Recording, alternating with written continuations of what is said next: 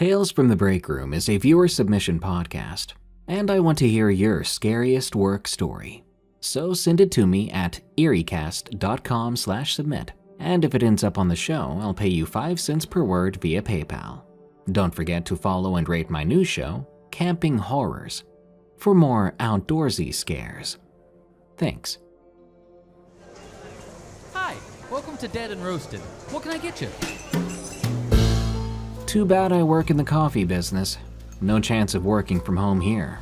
What would I do? Mail people's macchiatos through the post office? Well, luckily for me, and unluckily for this guy, maybe working from home isn't all it's cracked up to be. You see, I heard a story recently about someone who worked from home, only to be harassed by something sinister way out in the middle of nowhere. Look at that, it's break time. And I've got plenty more true scary work stories to share. Join me and bring your croissant. These are Tales from the Break Room. Working from Home Horror, from J. Elliott. It's been over a year now since the bizarre incident that happened while I was working from home one day. I still get uneasy when I think back on it. At the time, my wife and I were living in an old farmhouse in rural Missouri that we had fixed up ourselves. It was on 20 acres of land out in the middle of nowhere. The closest neighbor was a mile down the road. I worked remotely as a software developer, while my wife worked in the city, about 40 minutes away. She was out of town for a business conference when all this went down. At the time, it was just me and our dogs, a pit bull and a German shepherd. It started out as a normal workday. I was sitting in my home office, which looks out onto our backyard through large windows. The dogs were taking a nap nearby as I typed away at my computer. It was a sunny fall day, leaves just starting to change colors. Everything was quiet and still. After I'd been working for a couple of hours, I heard the first unusual noise. It sounded like metal clanging outside. I paused and looked out the window, but nothing seemed amiss.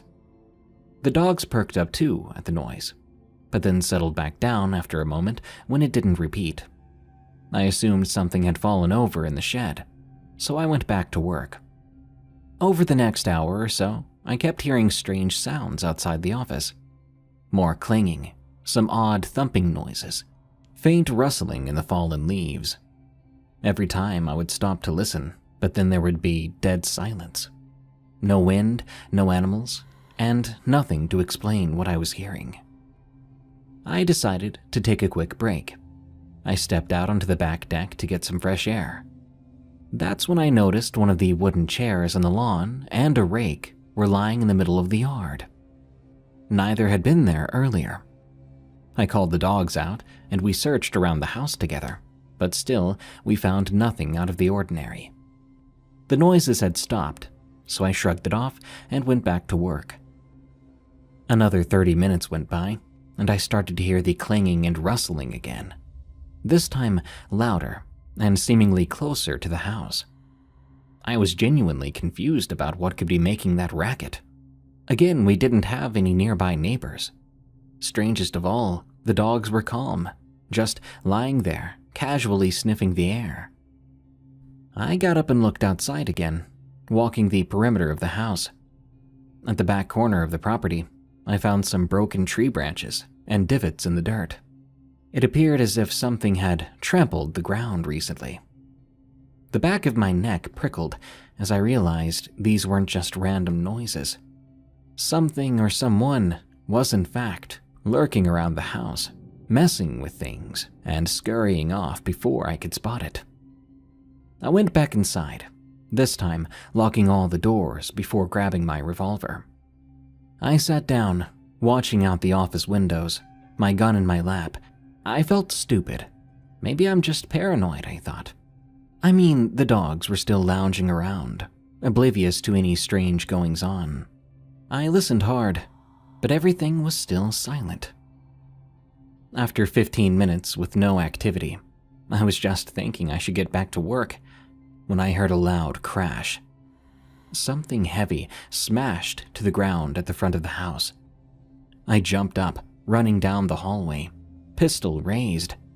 The dogs finally really reacted, barking and running toward the front door ahead of me. Looking through the front curtains, I could see our large clay planter had been knocked over. Dirt and flowers had been dumped on the front walkway. The wooden bench from the porch was now down in the yard. My heart raced. I unlocked the door, telling the dogs to stay back. With my gun out, I slowly circled the house.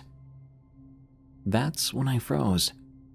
At the corner of the house, the ground had been disturbed. Still fresh claw marks had dug into the dirt. They trailed off behind the house. And near those marks were 3 dark feathers, each as long as my hand. I gulped and turned to follow where they led. Making my way into the backyard, I could see more feathers and scratched up ground, heading toward the tree line. That stretch of woods beyond our lawn suddenly took on a sinister vibe. Every shadow seemed to move as I stared at the feathers scattered before it. My adrenaline was really pumping now. I shook my head, realizing I needed to get back inside and call someone about this. I sure as heck wasn't about to go into those woods alone. As I turned back toward the house, a freakishly loud screech rang out. It echoed and seemed to come from the sky and the trees at the same time. I'll never forget that sound, like metal grinding and twisting, with a shriek that shook through to my bones. The dogs whimpered and cowered behind me. I hurled myself back inside, slamming the door shut behind the dogs. I peeked through the curtains, expecting to see some creature emerge from the woods, but there was nothing. My hands were shaking as I dialed for the police. I didn't know who else to call. I can only imagine what I sounded like, trying to explain some disturbing things lurking outside my rural home. Dispatch said they would send a patrol car to check things out. In the meantime, I sat there, watching out the windows, with the dogs by my side. I felt completely helpless, jumping at every little sound while waiting for the cops. It took almost half an hour for the patrol car to finally show up. 2 officers searched the property, while I showed them the strange disturbances and feathers. They drove a ways down the road to my neighbors and knocked on their door, but no one was home. In the end, the officers had no explanation for what had uprooted items and made that horrible screeching sound. They took the feathers as possible evidence and filed a report, but with no sighting of an actual creature or person, there wasn't much else they could do. They told me to call immediately if there were any more incidents. They left to respond to a car accident in town. I was a nervous wreck the rest of that day and night, barricading myself indoors. Eventually, I had to go pick my wife up from the airport the next day. We stayed at a hotel nearby overnight, which helped to calm my nerves before going back to our house. Even so, I would jump at the slightest noise outside, imagining that shriek splitting the air and what it may have come from. I still have no idea what was prowling around our home. Those massive feathers didn't belong to any local birds. I can hardly stand being there by myself these days. We would eventually put the house on the market, and I soon found a job in the city. I hate to think what might have happened if I'd gone into those woods. Crash Crawlies from Tessuzanko. I bounced between a number of fast food positions when I was younger. As weird as it might seem, a certain luxury feel came to surround indoor playground workplaces, especially when you were used to Burger King, Wendy's, and A&W like I was. I don't necessarily regret working those jobs, but the constant on-your-feet demanding role of a line cook at such positions weren't and never could be much fun. Crash Crawlies is about as close as you can get to a proprietary single-location Chuck E. Cheese-style restaurant.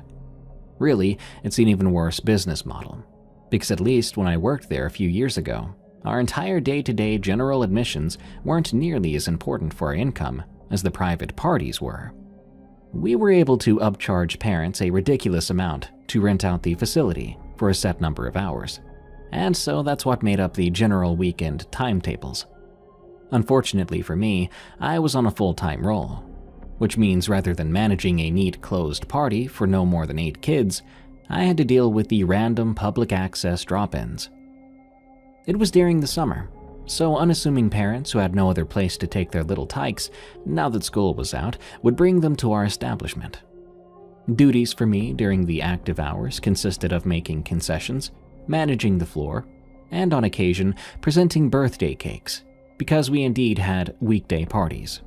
Of course, they were hosted while the location was open for public business, which leads me to another rule: negotiating lonely and otherwise bored kids away from parties they didn't belong to, before they were able to make a dent in the snacks and cakes and birthday gifts that didn't belong to them. It's easy to complain about children being messy and loud at a job like that, but like I said before, the relatively slow pace was comfortable in its own right. Dealing with customers wasn't the only angle of the job. I worked full-time hours. I was one of the lucky few who got to open up the establishment in the mornings.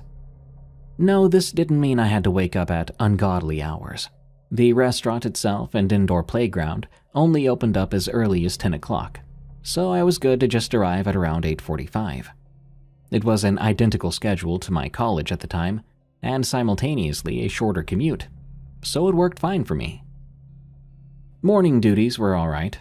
I was almost always the only employee there, up until our regular opening hours, so it served as a nice little bit of alone time before the loud and somewhat chaotic day began.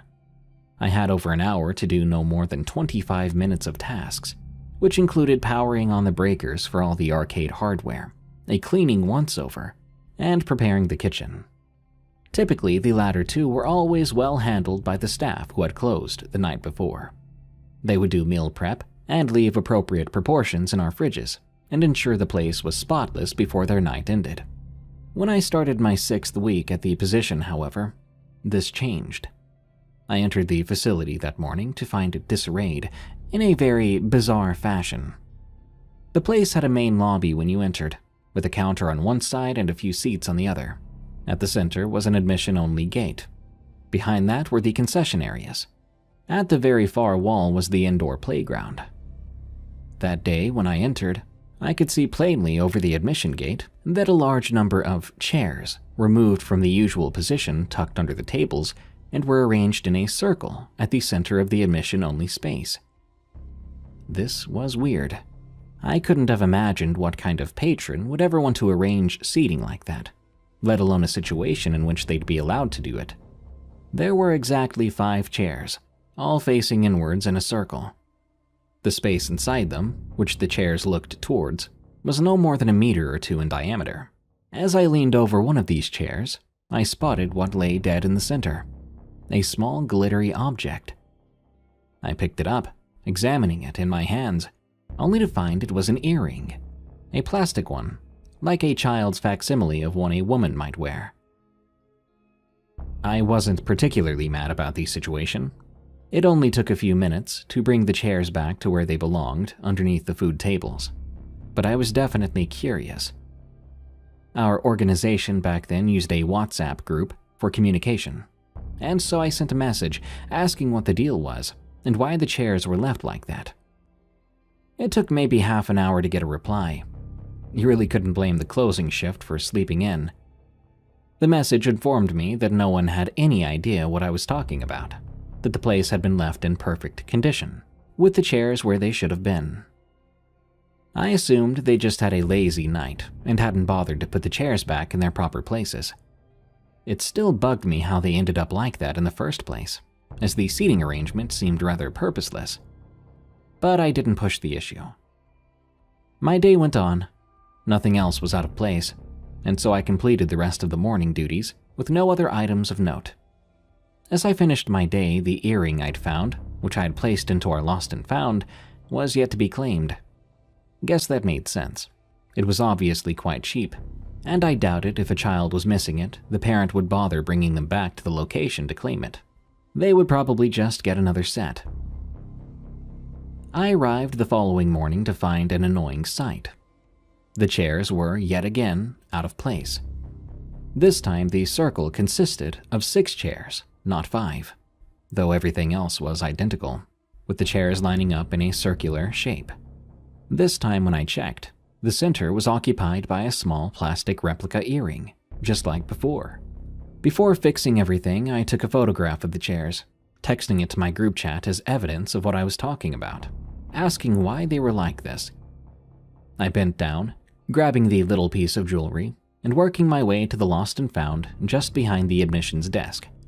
As I opened up the drawer where we normally stored the small valuables in, I put the earring down and noticed it was identical to the one I'd found the day before. I then looked at both, noting that the only difference at all was the inversion of the symmetry, which meant they were the same set. This was even more curious. I placed the fake gems down together. I was going to text the chat again when I realized I wasn't sure how to convey the strangeness of finding 2 matching earrings in a seemingly specific spot, back to back, in few enough words. So I decided not to even bother. Instead, I dwelled on it as I went about my other duties. It seemed the most logical that the closing crew was pulling some weird prank on me. But that still seemed off, because I hardly knew any of them. Besides, it took just as much work to move the chairs into their odd formation as it did to restore them to how they were supposed to be. So what was going on? I didn't come to learn anytime soon. Something a little bizarre did happen later that day, though. We had a large amount of kids that noon, irregular for a weekday. I think at peak there was a little over 10 groups present on the indoor playground. I remember slicing a pizza that I was about to serve when I spotted something going on that immediately provoked my curiosity. There was a man, older and bald, present in between the many tables we had set up for food. Immediately, I didn't recognize him as someone who had come in earlier.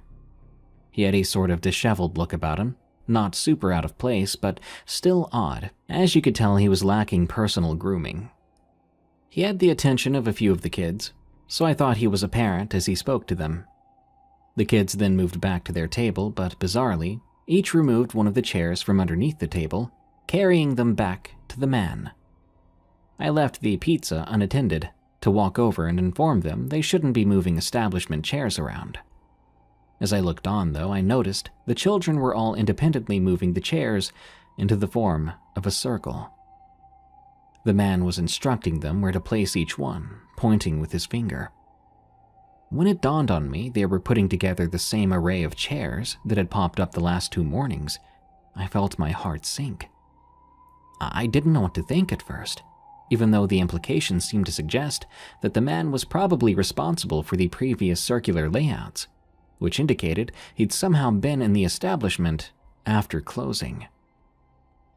After letting that fact register, I approached him, clearing my throat and asking them what they thought they were doing. He stared at me idly, not replying, as if waiting for me to say something else. So I did. I informed him that chairs aren't to be moved from the tables, before specifically asking him why he was making that bizarre circle. The area was already cramped anyways, considering how many kids were present and eating, giving my authoritative complaint all the more validity. He looked at me, tilting his head slightly for a reason I wasn't sure of, before informing me that he was sorry. He waved his hand, and the children all at once, who had been standing about in a half circle behind each chair, looked at me, before taking the chairs back to the tables they'd taken them from. The entire scene was very off-putting. The man seemed strange in a way I couldn't quite place, and the kids were, well, odd. Not so much in and of themselves, but because of the way they seemed to blatantly follow this strange man's orders. Anyway, away went the chairs back to their original spots. As I returned to cutting the pizza I'd been working on, I thought about how the way they'd set up the chairs nearly exactly matched what I'd found in the restaurant the past 2 mornings. I brought the pie over to the table that was waiting for it, before deciding I wanted to find the man I'd seen previously and ask him in more detail about what he was up to. I was planning to be more aggressive, to get a better answer this time. Whether or not I was going to accuse him of being responsible for the chair arrangement the nights previous, I wasn't sure yet. But it never came to fruition, as the man was now apparently gone. As I looked around, I noticed 3 of the kids were still present, so I went over to them, asking where their parent or guardian had gone. Just as I asked, an older woman came to the table. She asked if there was a problem, and I replied by saying I wanted to speak to the man who had been with the kids. She gave me a strange look, before telling me that the group had not come with any man. I went on to describe the guy I'd met, and she proceeded to inform me she had no idea who I was talking about. Alarm bells were ringing in my head, so I quickly apologized. Naturally, my attention instantly became less focused on the chair arrangement thing, and more on the fact that an unknown man was talking to a group of kids who he had no association with.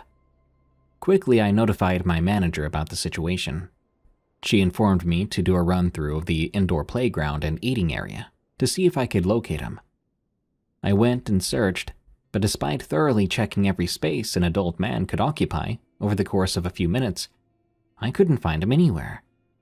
Given the nature of our establishment, there's really not too many exits. The only door in and out, at least at the time I was employed there, besides the main entrance, were fire exits. They were all rigged with alarms that sounded when used. As the other staff were informed, however, including the person working front desk, they claimed they didn't see a man matching the description I gave, coming in or coming out. Despite the fast implementation of our safety policies, the man's actions really didn't warrant a response from law enforcement, so we didn't call. My manager informed me that she'd review the security tapes and ensure later day staff were aware of the man's appearance and to be on the lookout. We gifted a complimentary lunch package consisting of 2 pizzas and a few snacks, plus a rebate, to the lady responsible for those 3 kids to apologize for the commotion. The matter was far less than settled in my mind. The man had disappeared, cleanly and without a trace, and while apparently inconsequential, it was incredibly off-putting for me. Where had he gone? Was he really related to the bizarre formations of chairs that kept cropping up? I wasn't sure. The day wore on with little other issues, and I went home that evening. I got the notification of my boss describing the man's appearance in the WhatsApp group we shared, just before my shift ended. I was a bit relieved, knowing the evening crew could be on the lookout. The following day, before I even entered the building, I decided to peer in through the glass. I was anxious about the chairs being present in that creepy little circle again, and to my relief, the floor appeared exactly as organized as it should have been. Entering the establishment and flicking on the lights, I saw no circle of chairs, so I relaxed a bit. I didn't quite know what to think regarding causality and whatnot. I instead opted to enjoy the fact that everything was as it should be. My morning progressed smoothly for about half an hour. I remember doing a once-over of the indoor playground floor and noting everything was in place. At a certain point, though, the music I was listening to was interrupted by a loud and annoying creaking sound of wood. First, I assumed it had been outside, or possibly next door. Our building is integrated with other businesses, after all. But as I continued my duties, the sound persisted, permeating the space I was in. While it sounded relatively muffled, I was able to localize it over the next few minutes as a handful of creaks continued. It didn't take long to realize it was directly under me. Our location did have a basement, one I was familiar with from hearing my boss speak of it. In my tenure, I'd never had a reason to go down into it, as it primarily served as a place for us to store replacement furniture and indoor playground hardware, namely pads and netting. The playground was designed in a modular fashion, so if pieces were damaged, they could be refitted in place. But that was typically done on the night shift. Hearing the sound of movement and dragging items beneath me was a bit unnerving. However, something else to note about the basement was that it was shared with the organizations next door. At the time, we had soft plastic dividers up and a few metal cages to indicate what space belonged to who. I was uneasy, but even so, I decided to head downstairs, as I figured a contractor or a new employee might have been using the space allocated to us. So I went and got the key, proceeding to the entrance. The door to the basement was at the very back of the kitchen and was always kept locked, so on the off chance a kid or patron wandered back there, they'd be unable to access it. When I got to the door, I noticed, with a drop in my stomach, it was ajar. Either the last person to grab something from storage had forgotten to lock it, or someone else had opened it and was down there right now. Given the noises I heard, I was mentally leaning towards the latter. I began to cautiously walk my way down the steps. I could hear more of the same creaking I heard upstairs, only it was much louder now. About halfway down the staircase, I decided to call out to see who exactly was there. Clearing my throat, I asked anybody downstairs to identify themselves, but I got no response. Instead, seconds later, the lights to the basement went out. Keep in mind, these were industrial fluorescent overheads. They weren't meant to ever be off, and as far as I currently know, the only way to turn them off is by using the breaker. They didn't have a dedicated switch. Naturally, I panicked on the inside. Being halfway down a staircase leading to an unknown person or persons, only for them to cut off the light when they knew I was there. Not good signs. That was enough for me to make me turn around and run back up the stairs. I had a feeling they were no worker at any of the nearby businesses. So I decided to dial the police, informing them that there might be an intruder at my place of work, hiding out in our basement. I locked the doorway down from the outside, patiently waiting for the police to arrive. Notably, there were no more noises from downstairs. They came pretty fast. I unlocked the door for them and let them down. 2 officers inspected the place themselves. It took a while. Eventually, one of them came up and went back to the patrol car. A few minutes later, 2 other cop cars arrived. There were then a total of 5 officers going down into the basement. They weren't telling me anything concrete, but with the volume of police, I could only assume something pretty bad was down those stairs. After maybe 15 more minutes, I came to realize that wasn't the case. In fact, there was nothing of interest. Why 3 squad cars had come out was apparently due to the sheer size of the basement. They'd inspected the place extensively before informing me there was no intruder present, which I very much appreciated. Given how many businesses intersected that space, it seemed easy enough for somebody to have left without being caught, if they'd been down there when the officers showed. Following a modicum of paperwork, I informed my manager what had happened over a direct phone call. Really, I expected some scolding after I'd called emergency services for what seemed like no reason, but she was more or less understanding. If anything, she seemed to appreciate the security of the establishment seriously. So by then, the phone call was over and the police were gone. After finishing my morning duties, that bizarre incident in the basement staircase was itching at me. After a bit of deliberation, I decided to head back down into the space myself to take a look around. I don't really know why.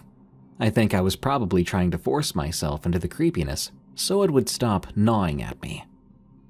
I headed down. This time the lights didn't turn off.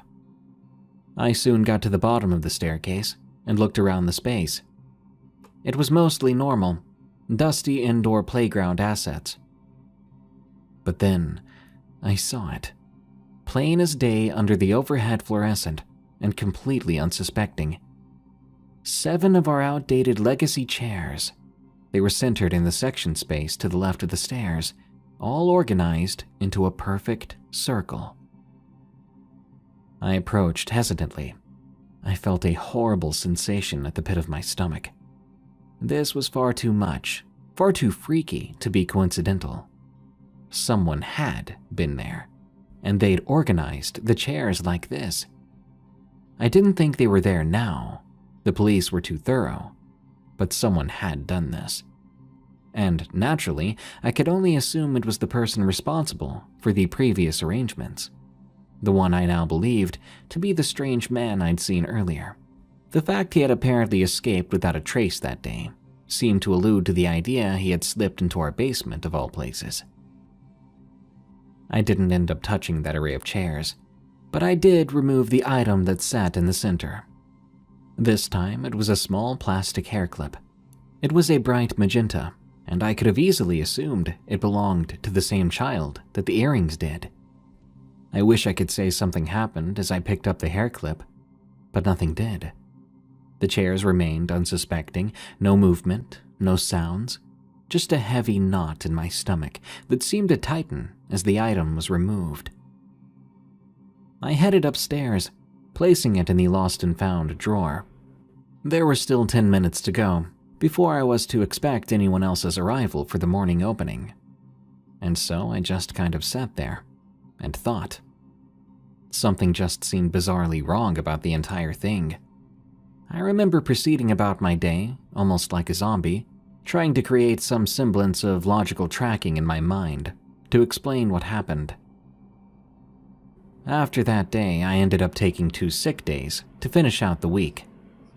I wasn't sure of it at the time, but this ended up turning into an extended hiatus, and eventually, I left the position after I found something similar at a McDonald's with a play place.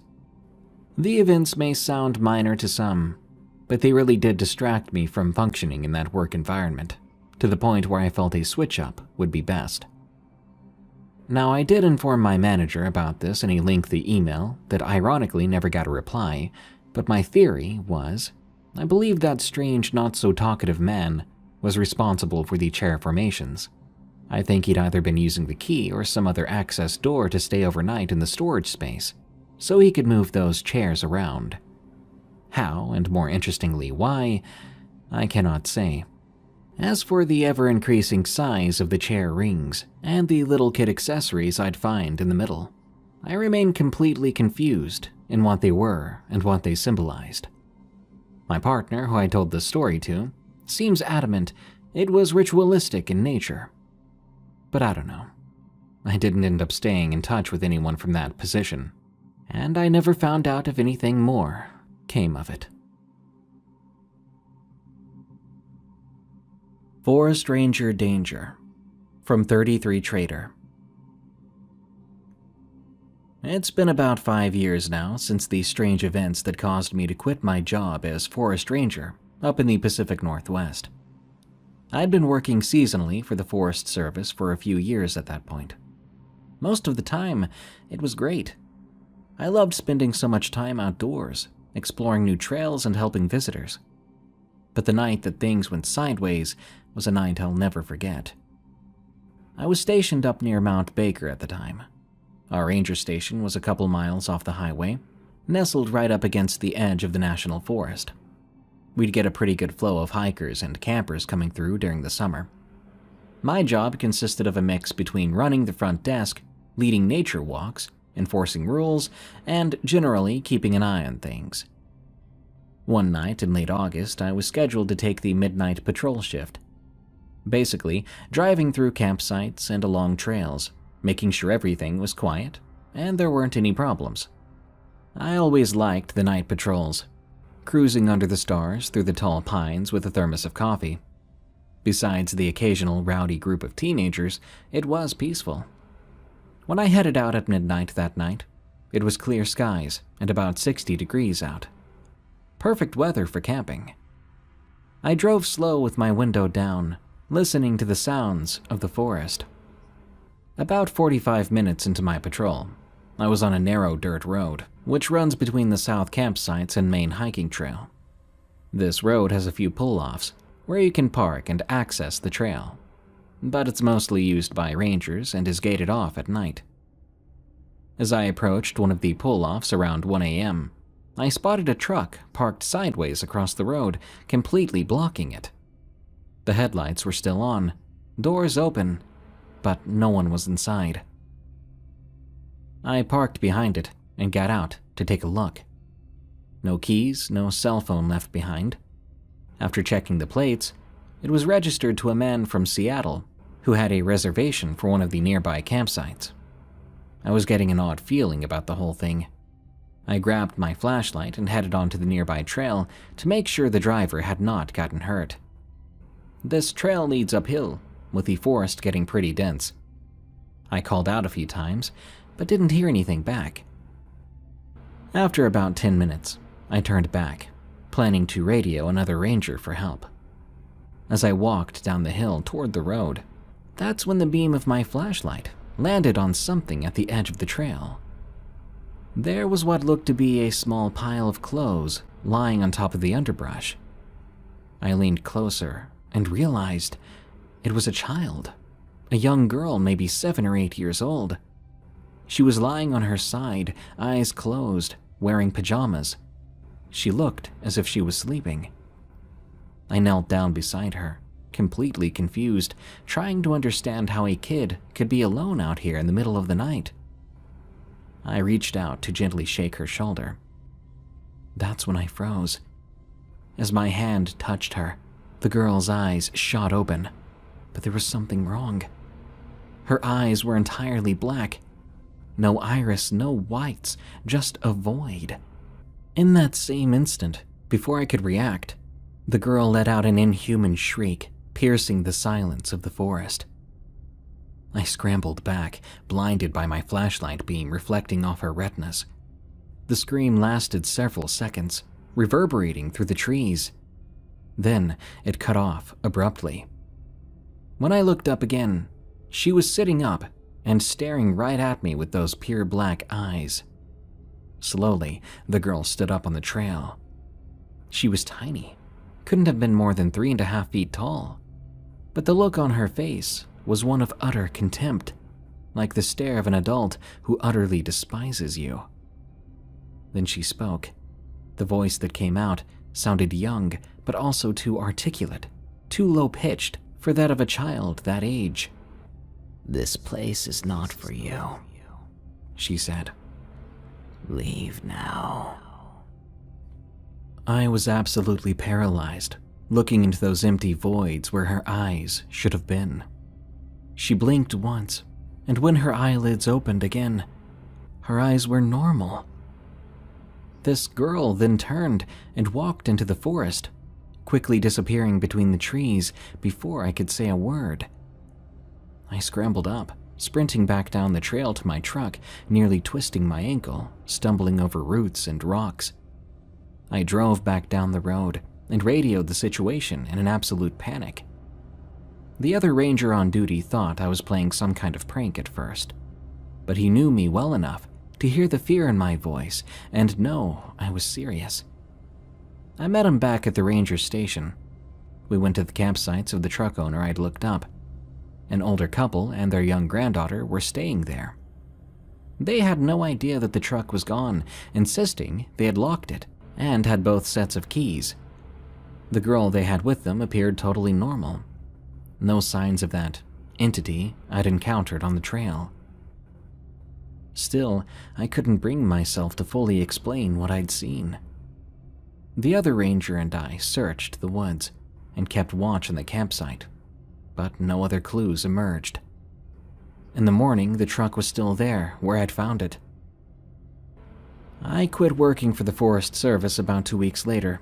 No matter how much I tried to put the event at the back of my mind, a new crawling fear took hold of me. Day or night, but especially after dark, a creeping feeling of dread and terror accompanied me on patrols. I just couldn't continue patrolling those woods alone after that. I had no interest in finding out what that thing was either. As long as it's a different area, I still go camping and hiking all the time. Whatever that presence was in the forest, I think it wanted me gone, and I'm not about to ignore that kind of warning. DoorDash Thing from Darren M. It was about 3 years ago. I was delivering food in a rural area right outside of town. I still think back on it sometimes when I'm driving down a dark country road late at night. At the time, I was working for DoorDash to make some extra cash on top of my 9-to-5 office job. The money wasn't too bad for part-time work, and I enjoyed cruising around listening to podcasts. Most of the deliveries were to houses in suburban neighborhoods or apartment complexes, but every once in a while, I'd get an order going out to a more rural address. It was a Saturday night around 11 p.m. when I got pinged to pick up an order from a 24-hour diner that would be delivered to a house a good 15 miles away. It seemed really far, but I was pretty sure the delivery radius was decided by the restaurants or whatever, and the tip alone was $20, so I figured it was worth the drive. The trip would apparently take me down a winding country road outside of town that I was not familiar with. There was barely any moonlight as I turned off the main highway and headed down this pitch-black road. No streetlights either, just my headlights cutting through absolute darkness. The houses out there were few and far between. Mostly it was just fields, trees, and the occasional dirt road or driveway. I had been driving for about 10 minutes when the directions told me I still had 3 miles to go. The road hadn't passed any houses in quite a while. The woods were thick on either side, and I hadn't even seen another car for miles. I was just thinking I should turn on some upbeat music when I came around a bend, and I had to slam on my brakes. Because there was something in the middle of the road. I glimpsed it for just a split second in my headlights. Sounds crazy, but it looked like a huge dog or wolf standing over some kind of carcass. But as the glare of my headlights lit it up, the creature's eyes shone back red. Then the thing turned and in a flash bounded into the woods on 2 legs in just about 2 leaps. My heart was absolutely pounding. I threw the car into reverse and sped backwards down the road to get the heck out of Dodge. Once I felt safely far enough away, I pulled over and turned the car around. I sat there, trying to slow my breathing, processing what I'd seen. That was no normal wolf, coyote, or dog. The thing was massive, almost the size of a person with hulking shoulders, and the way it turned to look at me was too deliberate, too intelligent. I debated canceling the order and heading home, but there was a house waiting for this food, and I didn't want to leave them hanging. So I continued the drive, far more cautiously than before. The last couple of miles, I was gripping the steering wheel tight, straining my eyes for any sign of that creature. Finally, I reached the small driveway leading off into the woods. I pulled up to the modest single-story home and knocked on the door. An older man answered, graciously accepting his food. He apologized for making me come all the way out there, as he handed me a nice cash tip. I made sure to ask him if he'd seen any strange animals lately. The man frowned and said he knew there were some coyotes and wolves out there, but they tended to keep their distance from people. Now, I was creeped out, and I felt like talking about it would help me deal with it. So I went ahead and told him what I saw on the way there. When I described it, his expression changed to concern. He suggested I report the sighting to animal control and be extra safe driving home. The entire way back, I was scanning the darkness, jumping at every hint of movement. I couldn't stop thinking about the creature's eyes reflecting the light, how unnatural and menacing it seemed. The image was burned into my mind. As soon as I got back into town, where there were streetlights and businesses, I pulled over and canceled my remaining orders for the night. My hands were still shaking a bit as I started driving home. I ended up calling out of my shift the next day. There was no way I could focus on office work. That made me realize I didn't get paid nearly enough by DoorDash to deal with deliveries on remote backroads in the pitch black. I decided to avoid orders that would take me too far out of town. I did contact animal control. They confirmed no other reports of a wolf or coyote that big. I still wonder what it was. And I'm also worried that it's still lurking out there along those rural roads. But it's not my problem anymore, because I'm not going to be driving out there anytime soon. There's always something watching. From Alex S. I have a couple of stories I can share relating to strange and creepy experiences that I've had at 2 separate jobs. My first story takes place during my last semester at the university I previously attended. I won't name the university itself, but you do need to know that it was on the smaller side, and it's a private, diocesan university. There's a seminary on campus, along with a house for religious brothers, and I think there's a place for the nuns and sisters to stay. Every once in a while, you'd even see the nuns walking this big black dog around campus. There are several buildings on campus now, but the original building is still standing. I had the unpleasant experience of staying on a 4th-floor dorm in 2021, just a few months before the building itself turned 100 years old. There were always rumors that these dorms were haunted, but I hadn't believed them until my own experience changed my mind. These dorm rooms were single rooms, meaning no roommates, as the rooms were wildly small. And with it being almost 100 years old at the time, these were the original dorms to the school, meaning a lot of life, both good and bad, has gone through here. The stairs themselves had a curve in them from the years of foot traffic. I had been going through a rough patch at the time, and I'll be brutally honest. My headspace was nothing but depressing. If you know anything about spirits and the paranormal, it is believed that your negative energy makes you more vulnerable to them. However, I had decided to stick things out to see how the semester went before making any changes to my life. I busied myself with schoolwork and worked 2 jobs. One of my jobs was a work-study at campus safety, and the other being off campus at a convenience store down the road. Now, there weren't many of us staying on the 4th floor, so the hallway was usually dark. Thankfully, my room was right across from the toilets and showers, so that part was always illuminated by the lights. Due to my class schedule, I worked the closing shift at the convenience store, usually Friday through Saturday, meaning I wouldn't get back to my dorm until around 11:30 to 11:45 p.m. On those nights, the only light coming into the hall was that from the bathroom area, and the faint lights from the sidewalks outside. One particular night, after a seemingly long shift at the store, I made my way back to my dorm room, and I felt strange walking into my specific hallway down towards my room. I didn't think anything of this at first, chalking it up to my feelings of homesickness and loneliness. Before going to bed, I decided to take a shower to relax and brush off the stress of the day.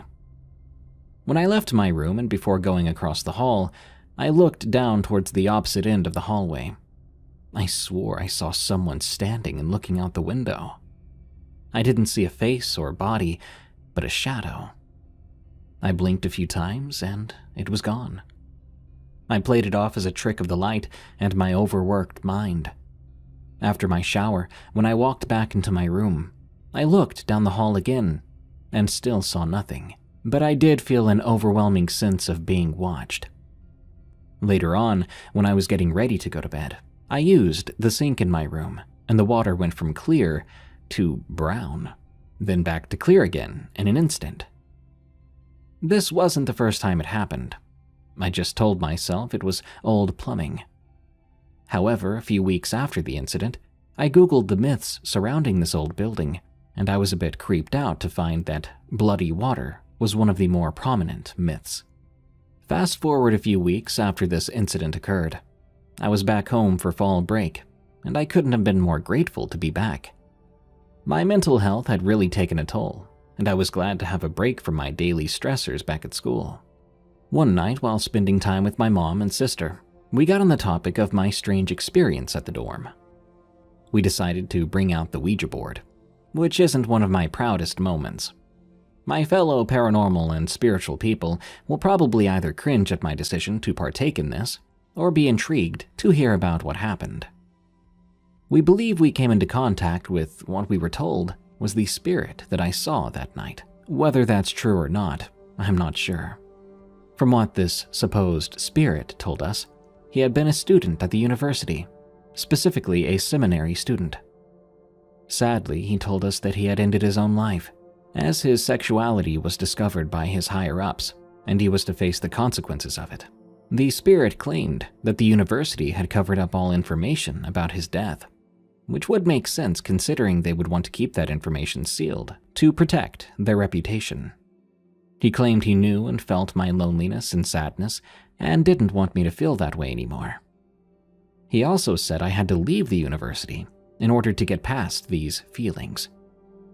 Whether or not this information was true, considering you never know who you're talking to on the other side of the board, I did end up leaving the university after finishing the semester, and it did greatly improve my mental health. I believe the spirit still watches over me from time to time as well, as I still have the key to the very room where I felt I'd hit rock bottom. I hope that one day they uncover more information that may solidify and validate this spirit's death. My next story takes place only a few months after leaving my university. I was taking a break from school and working at the same convenience store as before.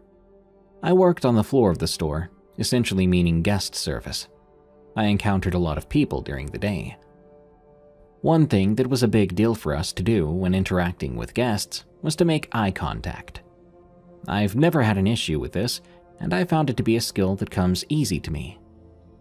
One day while working the front counter, I had a man come to my register.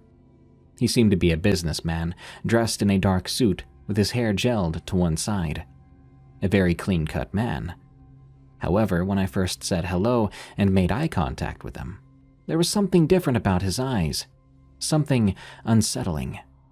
They weren't piercing, but they were somehow a bright blue-gray tone.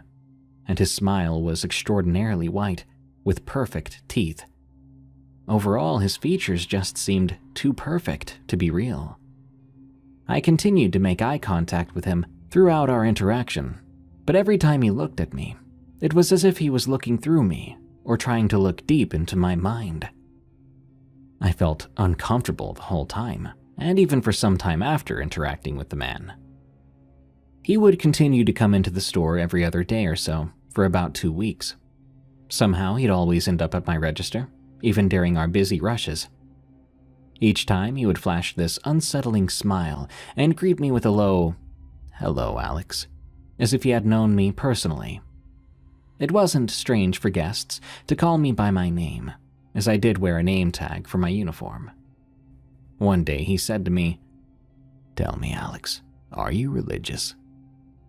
And I proceeded to tell him that I didn't want to answer that question. I guess it wasn't weird for guests to hand us religious handouts or leave them in the store, but I've never been specifically asked about my own beliefs. He simply nodded his head and told me to have a good day, with this unsettling smirk. The very last day I interacted with him, he began with the same, "Hello, Alex," as he always did. At this point, I just wanted the interaction to go as quickly as possible. Well, it did go by quickly and smoothly, to my surprise, but that may have been my own personal unease, and due to the fact that he was becoming a regular visitor. It had gone on without any strained comments as well, which only made it all the more unsettling somehow. Just as he was about to leave, he turned back to me and proceeded to say, "There's always someone watching." He then pointed upward and was looking at what seemed to be right behind me. I was on edge for weeks about this last interaction, and likely should have taken it more seriously than I did. However, I don't believe he was referring to anything remotely human. Rather, he was referring to something that was out of this world.